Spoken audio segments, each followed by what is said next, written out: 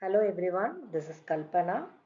I am working as an assistant professor in SNS College of Engineering in AI&DS department.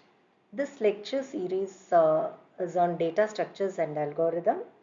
It belongs to second year AI&DS students.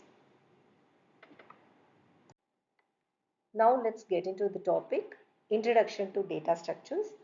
Before we study in depth about the data structures, we must know why the subject is so much important, because regarding placements, this subject plays a vital role, and moreover when you want to develop any kind of applications, we must aware of the data structures, types of data structures available. Then only we can effectively, efficiently develop any kind of algorithm for the given data.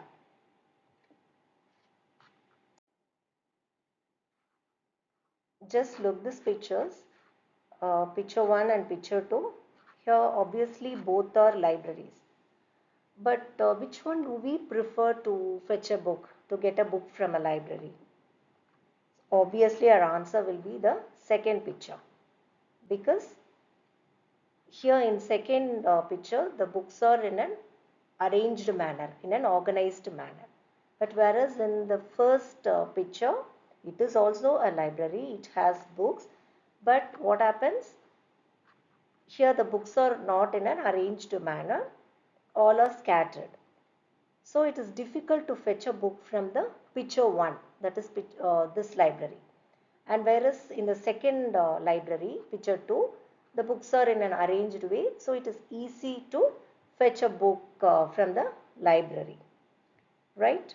So here the thing is that organized.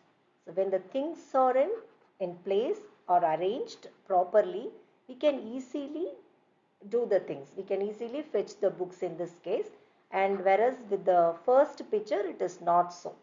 Okay, it is a tedious process to get a book from this library. So issues in picture 1, before we saw that picture 1 and picture 2. Picture 1, it has an unorganized library, and picture 2 it is an arranged, that is organized library we saw. So the issues in picture 1 is like it is an unorganized one. The books are unorganized, not in an ordered way. And the next thing is, and the next difficulty we faced is the search time, right?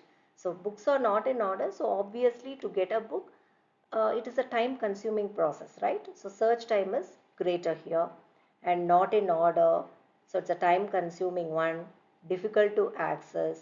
So these are all the issues we face in where, from the picture 1, that is unorganized library.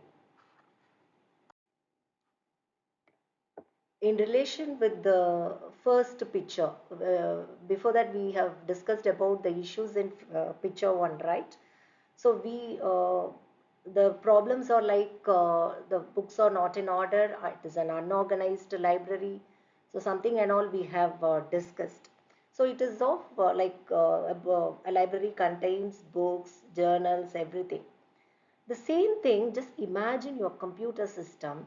Every day it is handling so much of data, right? It is handling so much of data every day. So what happens if the data are stored scattered? It is not in an organized way. What happens? It is difficult for us to access that particular data, to get that particular data from the system, from your computer system. Am I right? So it is so much important to arrange or organize your data in your computer system. Okay, so for that only we are using data structures to organize your data into your computer system, your computer memory. We are going to use data structures. So now we'll discuss about need for data structures. So the thing is that as we discussed earlier, improved time complexity, time consumption is very less, and better space complexity also. Then the next thing is data retrieval time is also very less, since the time complexity is very much improved. very much lesser. It has a very good efficient data retrieval and better data management also, because we are going to store our data in an organized way. So obviously data management will be a better one. And next is solving any complex problems like hierarchical data, something like that. We can go for data structures.